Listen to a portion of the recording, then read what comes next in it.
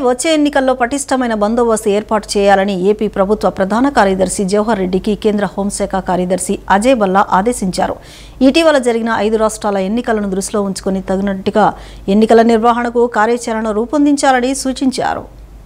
ఏపీలో పార్లమెంటు శాసనసభ ఎన్నికల దృష్ట్యా కేంద్ర హోంశాఖ కార్యదర్శి అజయ్ భల్లా ఢిల్లీ నుంచి వీడియో కాన్ఫరెన్స్ నిర్వహించారు. ఈ వీడియో కాన్ఫరెన్స్కు CS Jawahar Reddy, DGP, AP ఎన్నికల ప్రధాన అధికారి ముఖేష్ కుమార్ మీనా, జిల్లా అధికారులు హాజరయ్యారు. వచ్చే ఎన్నికల్లో పటిష్టమైన బందోబస్తు ఏర్పాటు చేయాల్సిందిగా అజయ్ భల్లా ఆదేశించారు. ఎన్నికల నిర్వహణలో భాగంగా బందోబస్తు కోసం 465 కంపెనీల కేంద్ర పారామిలిటరీ పోలీసు బలగాలు అవసరమవుతాయని ప్రధాన కార్యదర్శి జవహర్ రెడ్డి హోంశాఖ కార్యదర్శిని కోరారు. ఇటీవల జరిగిన 5 రాష్ట్రాల ఎన్నికలను దృష్టిలో ఉంచుకొని తగినట్టుగా ఎన్నికల నిర్వహణకు కార్యాచరణ రూపొందించాలని అజయ్ భల్లా సూచించారు. సున్నితమైన ప్రాంతాల్లోని పోలింగ్ కేంద్రాల్లో ఏర్పాటు చేస్తున్న బందోబస్తు తదితర వివరాలపై ఆయన ఆరా తీశారు. కేంద్ర పారామిలిటరీ బలగాలతో పాటు 58 కంపెనీల ప్రత్యేక సాయుధ బలగాలు కూడా అవసరమవుతాయని సీఎస్ హోంశాఖ కార్యదర్శిని కోరారు.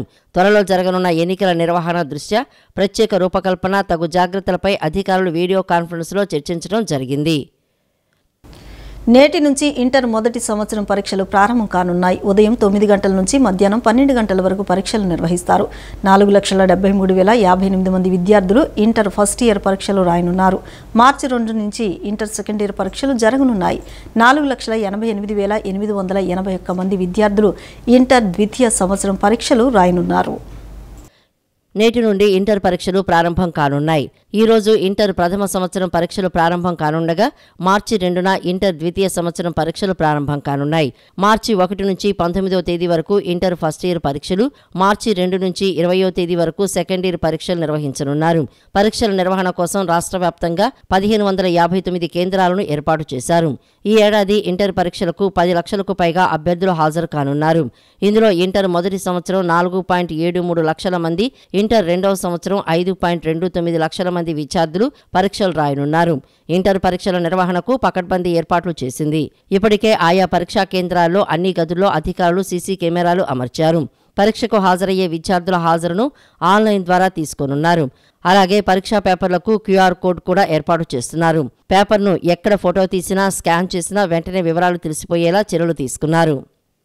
తాడేపల్లిగూడెంలో టీడీపీ జనసేన జెండా సభపై మంత్రి అంబటి రాంబాబు సెటర్లు వేశారు. తాడేపల్లిగూడెం సభ అట్టర్ ఫ్లాప్ అయిందన్నారు. పవర్ స్టార్ అని చంద్రబాబు పొగిడారు, కానీ పవర్ షేరింగ్ గురించి మాట్లాడలేదన్నారు. తనకు బలం లేదు, 24 సీట్లే ఎక్కువని చెప్పే రాజకీయ నాయకుడు ఎవరైనా ఉన్నారా అని ఎద్దేవా చేశారు. పవన్ కళ్యాణ్ మీద మంత్రి అంబటి రాంబాబు తీవ్ర విమర్శలు చేశారు. పవన్ కళ్యాణ్ పెళ్లిళ్ల ప్రస్తావన మరోసారి తీసుకువచ్చిన అంబటి రాంబాబు పవన్ కళ్యాణ్ 4వ పెళ్లాం నాదెండ్ల అంటూ తీవ్ర వ్యాఖ్యలు చేశారు. తాడేపల్లిగూడెంలో టీడీపీ జనసేన జెండా సభపై మంత్రి అంబటి రాంబాబు సెటైర్లు వేశారు. తాడేపల్లిగూడెం సభ అట్టర్ ఫ్లాప్ అయిందని అన్నారు. పవర్ స్టార్ అని చంద్రబాబు పొగిడారు, కానీ పవర్ షేరింగ్ గురించి మాట్లాడలేదన్నారు. తనకు బలం లేదు, 24 సీట్లే ఎక్కువ అని చెప్పే రాజకీయ నాయకుడు ఎవరైనా ఉన్నారా అంటూ ఎద్దేవా చేశారు. పవన్ రాజకీయాలకు పనికొచ్చే వ్యక్తి కాదన్న అంబటి టీడీపీ జనసేన పొత్తు జీరోనే అవుతుందన్నారు. నాకు 3 పెళ్లిళ్ళు 4 పెళ్లిళ్ళు అంటున్నావు, నన్ను దత్తపుత్రుడు అంటున్నావు. చెప్పని అడుగుతున్నా. నీకు మొదటి పెళ్లి కాలేదా? 2వ పెళ్లి కాలేదా? 3వ పెళ్లి కాలేదా? 4వ పెళ్లి కాలేదు. 4వ పెళ్ళాన్ని నువ్వా అంటున్నావు. 4వ పెళ్ళాం ఎవరో కాదు, నేనే నాదెళ్ళ మనోహర్ 4వ పెళ్ళాం. మేము మా చేత ఎందుకు చెప్పించుకుంటా? ఏమి నాకు అర్థం కాలేదు. జగన్మోహన్ రెడ్డి పెళ్ళామా? నీకు చంద్రబాబుకి మొగుడు జగన్మోహన్ రెడ్డి గారు గుర్తుపెట్టుకోమని మనం వచ్చేస్తున్నా. ఇది ప్రజావాక్కు, నేను చెప్పేది కాదని మనం వచ్చే. రాజకీయంగా మీ ఇద్దరికి మొగుడు జగన్మోహన్ రెడ్డి గారు తప్ప మరొకరు కాదు. నీ 4వ పెళ్ళాం మనోహరు, అందరికీ తెలిసినటువంటి సత్యం ఇది. ఏం మాట్లాడుతున్నావు నువ్వు? నేను ఒక్కటి మనవి చేస్తున్నా, నేను అందరికీ మనవి చేస్తున్నా. ముఖ్యంగా తెలుగుదేశం ఏ మాటగా మాట చెప్పాలి. చంద్రబాబు ఎంతవరకు లిమిట్స్లో మాట్లాడాలి అంతవరకు లిమిట్స్లో మాట్లాడితే కొద్దిగా ఎక్స్ అయ్యాడు.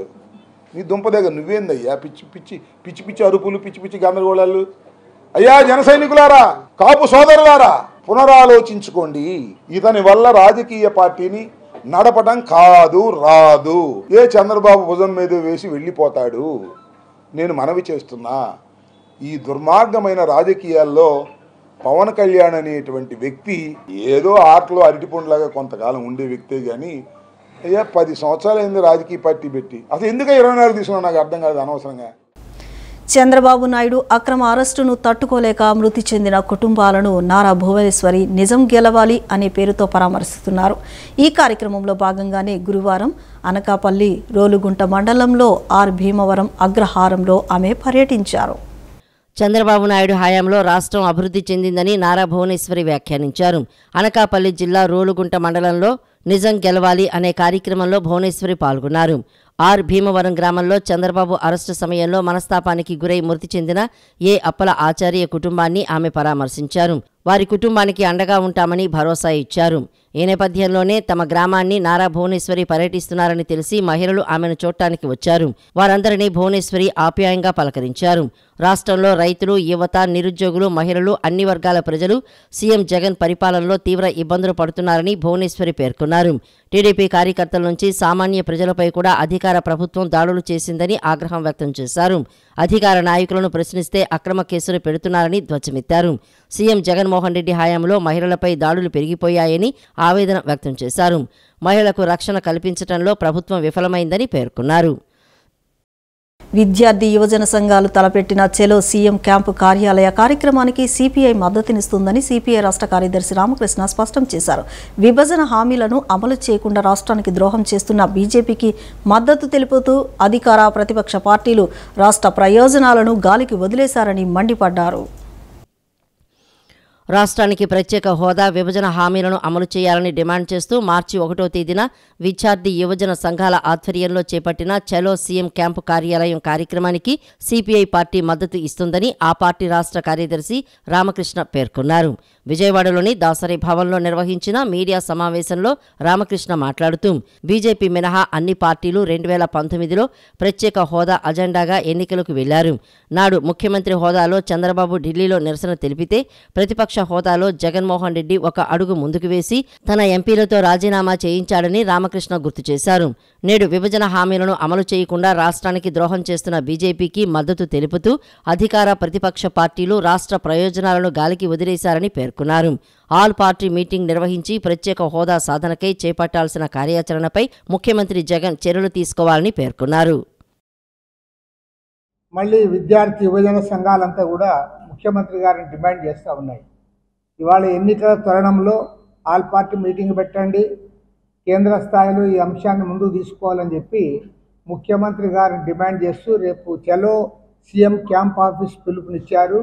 విద్యార్థి యువజన సంఘాల జేఏసీ ఆధ్వర్యంలో జరుగుతున్న ఈ చలో సీఎం క్యాంప్ కార్యాలయం ఉద్యమానికి మేము భారత కమ్యూనిస్ట్ పార్టీ తరఫున సంపూర్ణంగా మద్దతు ప్రకటిస్తూ ఉన్నాము.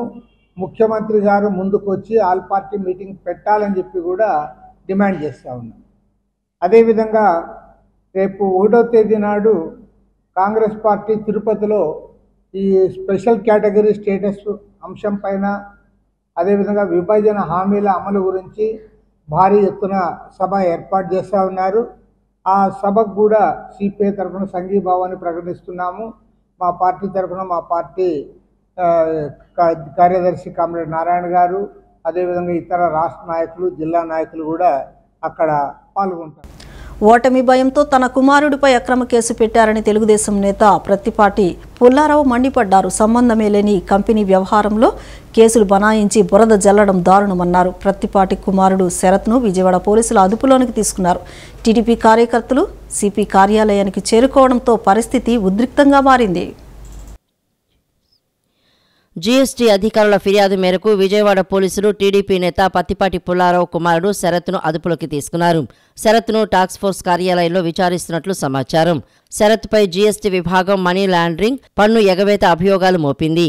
IPC 420, 409, 467, 471, 477A, 120B read with 34 section కింద శరత్పై మాచవరం పిఎస్లో కేసు నమోదైంది. పత్తిపాటి కుమారుడు, భార్య, బావమరిది సహా 7గురిపై కేసు నమోదు చేశారు. పత్తిపాటి కుమారుడిని అక్రమంగా అరెస్ట్ చేశారంటూ టీడీపీ కార్యకర్తలు సిపి కార్యాలయానికి చేరుకోవడంతో పరిస్థితి ఉధృతంగా మారింది. సిపి కార్యాలయానికి గద్దె రామ్మోహన్, టీడీపీ నేతలు చేరుకున్నారు. పోలీసులు సిపి కార్యాలయంలోకి ఎవరిని అనుమతించలేదు. పత్తిపాటి పుల్లారావు మాట్లాడుతూ ఓటమి భయం నిలువెల్లా కమ్మేసిన ముఖ్యమంత్రి జగన్ రోజురోజుకి మరింత దిగజారుడు రాజకీయాలకు పాల్పడుతున్నారని ధ్వజమెత్తారు. రాజకీయ క్షేత్రంలో నేరుగా ఎదుర్కోలేక తనకు అలవాటైన తప్పుడు కేసులతో ప్రత్యర్థులపై వేధింపులకు పాల్పడుతున్నారని తీవ్రస్థాయిలో విరుచుకుపడ్డారు. ఏ కంపెనీలో డైరెక్టర్గా కానీ కనీసం షేర్ హోల్డర్గా కూడా లేని తమ అబ్బాయిపై కక్షతో జీఎస్టీ ఎగవేతల ఉల్లంఘన కేసులు పెట్టడమే అందుకు తార్కాణమని నిప్పులు చెరిగారు. కంపెనీలో లేని, కంపెనీలతో సంబంధం లేని వ్యక్తికి జీఎస్టీ ఎగవేతలకు సంబంధం ఏంటని ప్రశ్నించారు. గతంలోనూ ఇలాగే బురద జల్లాలను చూశారని, ఇప్పుడు మరోసారి అదే పన్నాగం పన్నినట్లు కనిపిస్తోందని మండిపడ్డారు. తమకు సంబంధం లేని కంపెనీ పేరుతో దుష్ప్రచారానికి ఒడిగట్టారని ఆవేదన వ్యక్తం చేశారు. 2016 కృష్ణా పుష్కరాల సమయంలో తొలగించిన 7 ఆలయాల పునర్నిర్మాణం పూర్తి చేయడం జరిగిందని రాష్ట్ర దేవాదాయ ధర్మాదాయ శాఖ మంత్రి కొట్టు సత్యనారాయణ తెలిపారు. ఒకే ముహూర్తంలో 7 ఆలయాల్లో కలశ ప్రతిష్ఠ, విగ్రహ ప్రతిష్ఠ మహోత్సవ కార్యక్రమం అంగరంగ వైభవంగా నిర్వహించామని చెప్పారు.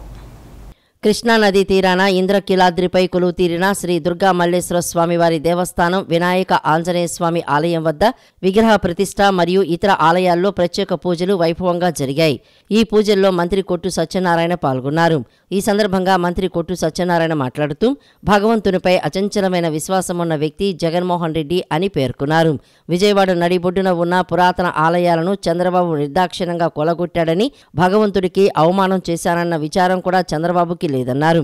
చంద్రబాబు పాపానికి ప్రాయశ్చిత్తం చేసి ఆలయాలను పునర్నిర్మించామని, రాష్ట్రం సుభిక్షంగా ఉండాలంటే భగవంతునికి అపచారం జరగకూడదని జగన్మోహన్ రెడ్డి భావించారని తెలిపారు. ఆలయాలను పునర్నిర్మించే బాధ్యత తనకు దక్కడం సంతోషంగా ఉందని చెప్పారు. భగవంతుడి మీద విశ్వాసం ఉన్నవాడికి ఆ భగవంతుడు, ఆ భక్తి తెలుస్తుంది. కేవలం నటించడం కోసం మరి మాట్లాడే చంద్రబాబు నాయుడికి భగవంతుడి మీద భగవంతుడు నన్ను ఏం చేస్తాడులే అనే ఒక ఆలోచనతో ఏదైతే ఒక దురాగతానికి ఒడిగట్టాడో మళ్ళీ దానికి ప్రాయశ్చిత్తం చేసి ఇవాళ జగన్మోహన్ రెడ్డి గారి నాయకత్వంలో ఆ దేవాలయాలన్నీ కూడా పునర్నిర్మాణం చేసి సీతమ్మ పాదాలు, ఎంతో ప్రసిద్ధమైన సీతమ్మ పాదాల దగ్గర నుంచి కానీ, దక్షిణముఖ ఆంజనేయ స్వామి వారి ఎంతో పురాతనమైన విగ్రహం దగ్గర నుంచి కానీ, ఇప్పుడు 14వ శతాబ్దంలో మరి ఏర్పాటు చేసిన బొడ్డు బొమ్మ ఆ పోతురాజు స్వామి వారి ఆలయం కానీ, ఇవాళ లక్ష్మీ విఘ్నేశ్వర స్వామి వారి ఆలయం కానీ, అలాగే అభయాంజనేయ స్వామి వారి ఆలయం కానీ, మరి ఇవాళ మన రాష్ట్ర ముఖ్యమంత్రి శ్రీ ప్రీతమ నాయకులు శ్రీ వైఎస్ జగన్మోహన్ రెడ్డి గారి నాయకత్వంలో ఆయనకున్న భక్తి శ్రద్ధల్ని తెలియజేస్తూ ముందు దేవాలయాలన్నీ కూడా పునఃప్రతిష్ఠ జరగాలి. ఈ రాష్ట్రం సర్వతోముఖాభివృద్ధికి వెళ్ళాలంటే భగవంతునికి అపచారం జరగకూడదు. ఈ కార్యక్రమంలో దేవస్థానం కమిటీ చైర్మన్ మరియు ఈవో సభ్యులు, అర్చకులు, వేద పండితులు పాల్గొన్నారు. తాడేపల్లిగూడెం జెండా సభలో పవన్ కళ్యాణ్ వ్యాఖ్యలపై మాజీ మంత్రి కొడాలి నాని కౌంటర్ ఇచ్చారు. పవన్ కళ్యాణ్ సీఎం జగన్ను తొక్కడం కాదు, పవన్ కళ్యాణ్ను నాశనం చేస్తున్న చంద్రబాబును 80 లక్షల పాదాలు తిరిగి లేవకుండా పాతాళానికి తొక్కుతాయన్నారు. కుక్క కాటుకు చెప్పు దెబ్బల కాపు సామాజిక వర్గం చంద్రబాబు నాయుడికి బుద్ధి చెబుతుందన్నారు.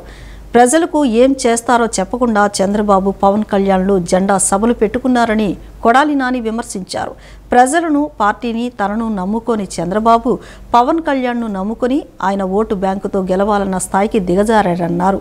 చంద్రబాబు రాసిచ్చిన స్క్రిప్ట్ చదువుతూ సీఎం జగన్ను పవన్ కళ్యాణ్ దారుణాతి దారుణంగా తిడుతున్నారని మండిపడ్డారు. ఒక పార్టీని అధికారంలోకి తీసుకురావటానికి కలిసినటువంటి పవన్ కళ్యాణ్కి 24 సీట్లు ఇచ్చిందని బాగా గుర్తించారు. కుక్క ఘాటికి చెప్పు దెబ్బ అని చెప్పి చంద్రబాబు నాయుడు దవడ పళ్ళు రాలిపోయేటట్టు ఈ రాష్ట్రంలో కాపు సామాజిక వర్గం చంద్రబాబు నాయుడు పళ్ళన్నీ రాలిపోయి ఇంకొకసారి ఇటువంటి పిచ్చి ప్రయత్నాలు చేయకుండా వాడికి బుద్ధి చెబుతారు. చంద్రబాబు నాయుడు, పవన్ కళ్యాణ్ ఇద్దరూ కలిసి ఎవరిని మోసం చేయాలన్నా కూడా మోసపోవటానికి ఇక్కడ సిద్ధంగా ప్రజలు లేరు. చంద్రబాబు నాయుడికి కాపు సామాజిక వర్గం డెఫినెట్గా పవన్ కళ్యాణ్ బలి చక్రవర్తిలాగా పాతాళంలోకి తొక్కేస్తానని జగన్మోహన్ రెడ్డి గారికి చెప్పాడు. ఈయన ఒక పాదమే, ఈ రాష్ట్రంలో 80 లక్షల పాదాలు ఉన్నాయి. పవన్ కళ్యాణ్ని నాశనం చేస్తున్నటువంటి చంద్రబాబు నాయుడిని 80 లక్షల పాదాలతో చంద్రబాబు నాయుడిని ఇంకా ఎప్పుడు జీవితంలో పైకి లేకుండా పాతాళంలోకి తొక్కి ఆయన్ని సమాధి చేయబోతున్నారు. తప్పకుండా అదే జరుగుతుంది. ఇళ్ల నిర్మాణం పేరుతో జగన్ రెడ్డి పేదల్ని రోడ్డున పడేశారని మాజీ మంత్రి టీడీపీ నేత జవహర్ మండిపడ్డారు. నివాసానికి పనికిరాని ప్రదేశంలో సెంటు స్థలాలు పేదలకిచ్చి వాటిలో ఇళ్లు కట్టుకోవాలని ఒత్తిడి తెచ్చి ప్రజలను అధికార ప్రభుత్వం అప్పుల పాలు చేసిందని జవహర్ మండిపడ్డారు. ప్రభుత్వం ఇచ్చిన సెంటు భూమిలో ఇంటి నిర్మాణం చేపట్టిన ప్రతి పేద కుటుంబంపై 5 లక్షల అప్పు భారం పడిందని జవహర్ తెలిపారు. తెలుగుదేశం జనసేన పార్టీలు నిన్న తాడేపల్లిగూడెంలో నిర్వహించిన జెండా సభతో ముఖ్యమంత్రి, మంత్రులు, వైసీపీ నేతలకు నిద్ర కరువైందని టీడీపీ సీనియర్ నేత కేఎస్ జవహర్ పేర్కొన్నారు. భవిష్యత్తులో మీకు ఎవరూ నమస్కారం పెట్టే పరిస్థితి కూడా ఉండదు కాబట్టి వైసీపీ నేతలు అనుభవించాల్సినవన్నీ ఇప్పుడే అనుభవిస్తే మంచిది అని ఎద్దేవా చేశారు.